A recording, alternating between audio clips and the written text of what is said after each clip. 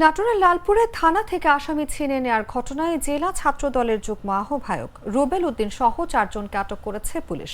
মঙ্গলবার দিনগত রাতে উপজেলার বিভিন্ন স্থানে অভিযান চালিয়ে তাদের আটক করা হয়। পুলিশ ও স্থানীয়রা জানায় 16 ডিসেম্বর বাগাতিপাড়া উপজেলার জয়ন্তীপুরে বিএনপি নেতা আব্দুর রশিদের বাড়িতে গুলি বর্ষণের ঘটনায় জড়িত থাকার অভিযোগে মঙ্গলবার বিকেলে নাটোর জেলা ছাত্রদলের যুগ্ম আহ্বায়ক গৌরীপুর গ্রামের আবুল হোসেনের ছেলে রুবেলকে গ্রেফতার করে থানায় নিয়ে যায় পুলিশ। পরে ছাত্রদল ও যুবদলের অর্ধ শতাধিক নেতাকর্মী একত্রিত হয়ে থানায় উপস্থিত হয়ে ছাত্রদল নেতা রুবেলকে ছেড়ে দেওয়ার জন্য পুলিশকে চাপ দেয়। এ সময় অসম্মতি জানালে এক পর্যায়ে হট্টগোল করে থানা থেকে তাকে ছিনিয়ে নিয়ে যায় তারা। এ ঘটনায় জড়িত চিহ্নিত করার চেষ্টা চলছে উল্লেখ করে পুলিশ সুপার আমজাদ হোসেন জানান, ইতোমধ্যে 3 জনকে আটক করেছে পুলিশ।